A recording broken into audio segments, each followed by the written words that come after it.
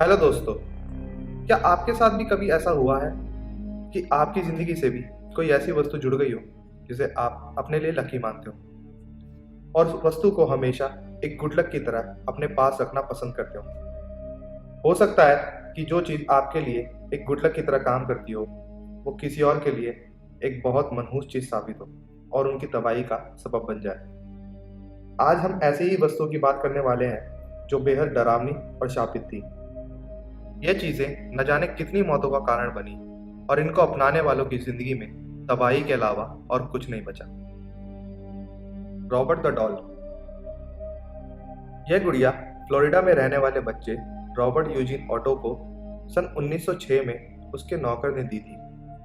बताया जाता था कि वो नौकर काला जादू जानता था और उस बच्चे की फैमिली को बिल्कुल पसंद नहीं करता था। उस नौकर ने आपसी रंजिश के चलते इस डॉल पर काला जादू कर उस बच्चे को दिया था। घर के आसपास रहने वाले लोगों का भी कहना था कि उन लोगों ने इस बच्चे को गुड़िया से बात करते हुए देखा है और वो गुड़िया भी इस बच्चे से बात करती थी। यही नहीं, कई लोगों ने उस गुड़िया को अपने घर के अंदर घूमते हुए भी देखा था जब उस घर में कोई नहीं होता था। अक्सर उस बच्चे रॉबर्ट यूजीन का कमरा उथल पुथल पाया जाता था और जब रॉबर्ट अपने माँ बाप को ये कहता था कि उस गुड़िया ने कमरे में सब कुछ उथल पुथल किया है तो उसकी बात पर कोई भी विश्वास नहीं करता था।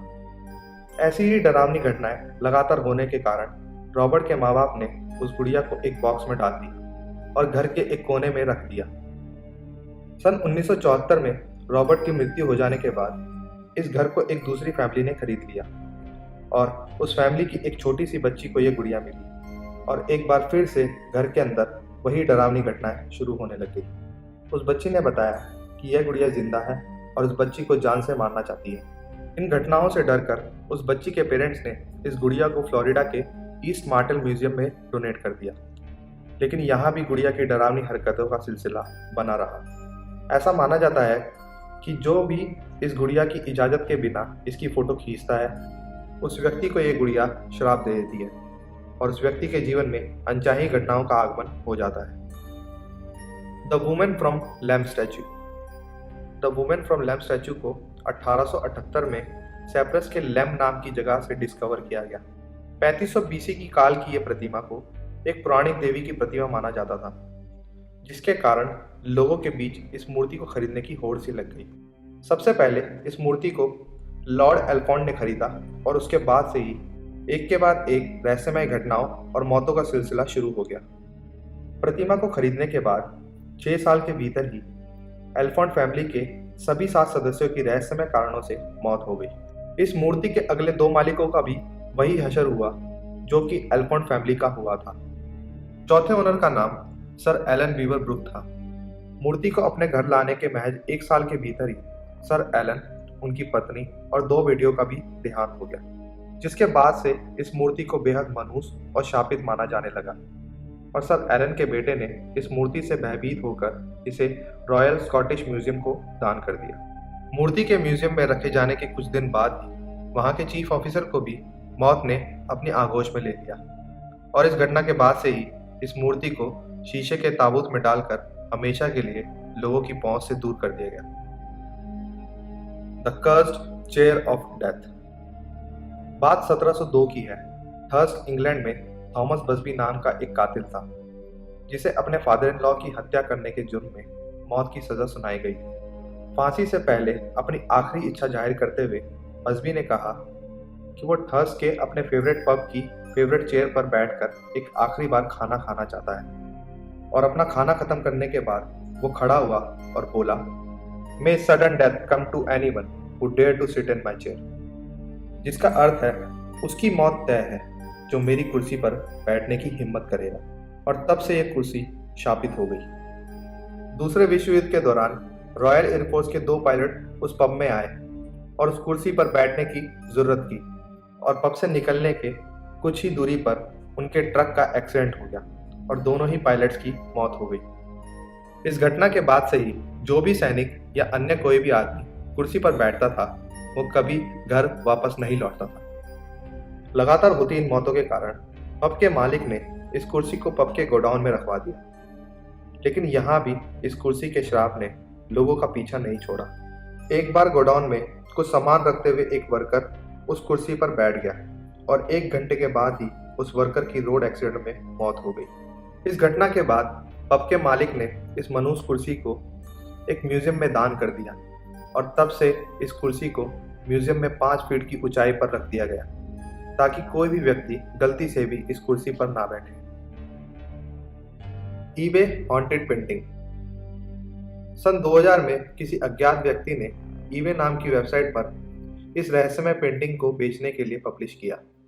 इस पेंटिंग में एक छोटे बच्चे को अपनी बदसूरत सी गुड़िया के साथ एक खिड़की के पास खड़ा दर्शाया गया है और खिड़की के पीछे से कुछ हाथ भी नजर आते हैं, जिसके कारण इस पेंटिंग को द हैंड्स रेजिस्ट हिम के नाम से जाना जाता है।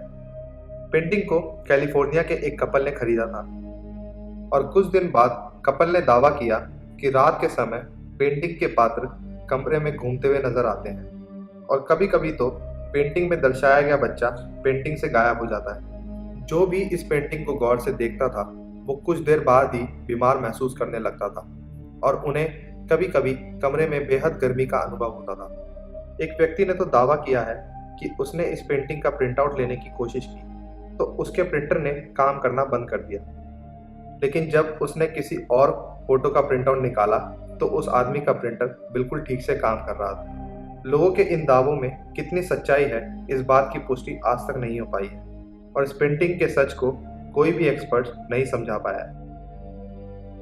James deans car.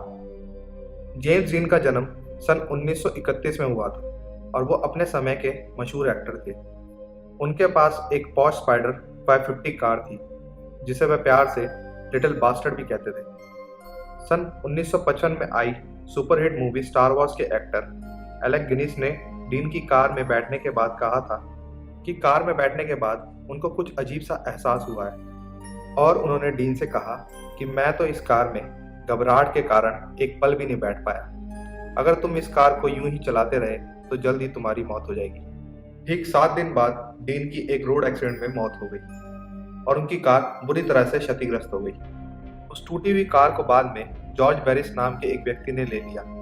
जॉर्ज बैरिस इस कार को अपनी गैराज में ले गया और वहां काम करते समय यह कार एक वर्कर के ऊपर गिर गई, जिसकी वजह से उस वर्कर की मौके पे ही मौत हो गई। इस टूटी हुई कार के इंजन और ट्रांसमिशन को रॉय मैकहेनरी और विलिस एसिस नाम के 2 लोगों ने खरीद लिया और फिर एक रेस के दौरान इन दोनों लोगों की भी मौत हो गई।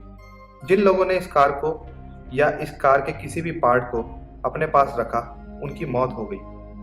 कार से जुड़े लोगों की ये सारी मौतें महज एक इत्तेफाक थी या फिर यह कार एक श्रापित कार थी, यह कोई नहीं जानता। हम आशा करते हैं कि हमारी बाकी वीडियो की तरह यह वीडियो भी आपको पसंद आएगी और आप लोगों का प्यार और सपोर्ट हमें मिलता रहेगा। जिन लोगों ने हमारे चैनल को अभी तक सब्सक्राइब नहीं किया है उन्हें हम बताना चाहते हैं कि हम अपने चैनल के माध्यम से विज्ञान, रहस्य और दुनिया से जुड़े बेहद अद्भुत और रोचक वीडियो अपनी ऑडियंस तक पहुंचाते हैं। यदि आप भी देश दुनिया से जुड़े मज़ेदार वीडियोस देखना चाहते हैं तो हमारे चैनल को सब्सक्राइब करना ना भूलें।